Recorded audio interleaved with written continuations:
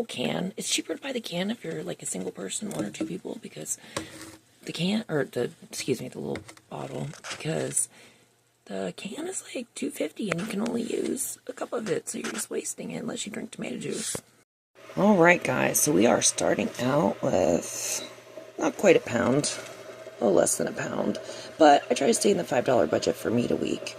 It is ground beef chuck, 80 lean, 20 fat, and it's pretty good in the middle. Say hi to my kitty. Say hi to my other kitty. So it's my house. I can do what I want. They can be near my food if they want to. By the way, this is like a little shoe rack. Super cute. I got my onions up in there. You know, I could put that in the fridge, and I'm drying my mullein leaf, which it is actually dry. These are my spring onions. Alright, so I'm actually going to make 2 meals, because the last time I used this much meat, it was not very good.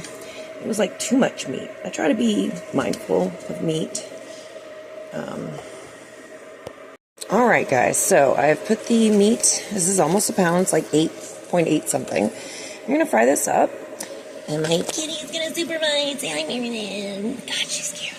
Okay, so, you know, just be ghetto and use the thing, but once it starts cooking, don't use the same thing, because then you're going to contaminate the meat with a bloody spatula, you know, foodborne illness. So I don't actually have a stove, I just have one of these, but honestly, if you get a decent one, it works good. And the trick is, use a lid, because 9 times out of 10, it's going to cut off in the middle, and just turn off.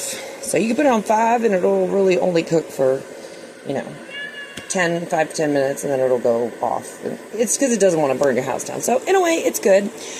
My kitty cat is crying at me because she smells food.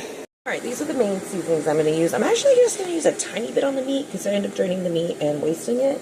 But when I put in the crock pot, these are the main ones I'm going to use. Just feel free to add anything. I got garlic powder, oregano, parsley, and onion powder. I'm going to throw some real onions and maybe some hot peppers, some green peppers, you know, literally whatever's in your fridge. Just make sure you got cabbage.